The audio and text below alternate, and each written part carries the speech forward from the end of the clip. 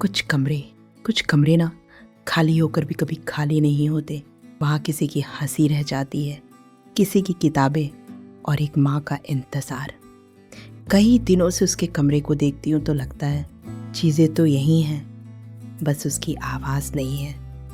उसकी तस्वीर अपनी जगह है, उसकी किताबें भी, उसके मेडल भी संभाल कर रखे हैं मैंने।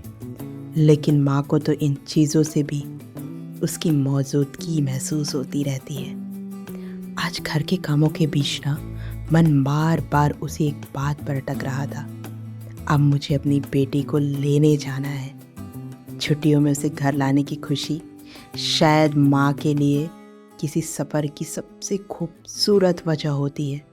शाम हुई और फिर वो समय आ गया जब घर से निकलना था।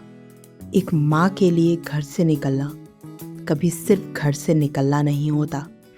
कुछ कदम दरवाजे तक जाते हैं और कुछ कदम सीधे किसी अपने के पास। बस जल्दी जल्दी निकली और सफ़र शुरू हो गया और देखते ही देखते घर पीछे छूट गया। सामने एक लंबी रात थी और मन में बस एक तस्वीर, मेरी बेटी।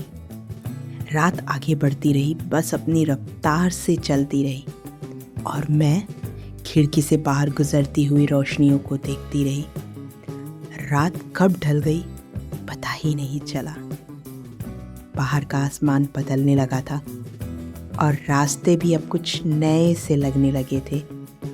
रास्ते ने जैसे बता दिया अब मैं उसके और करीब हूँ।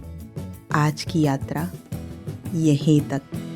आज मैं घर से निकली हूँ, कल उससे मिलने की सुबह। क्योंकि कुछ यात्राएं घूमने के लिए नहीं होती, किसी अपने तक पहुँचने के लिए होती हैं।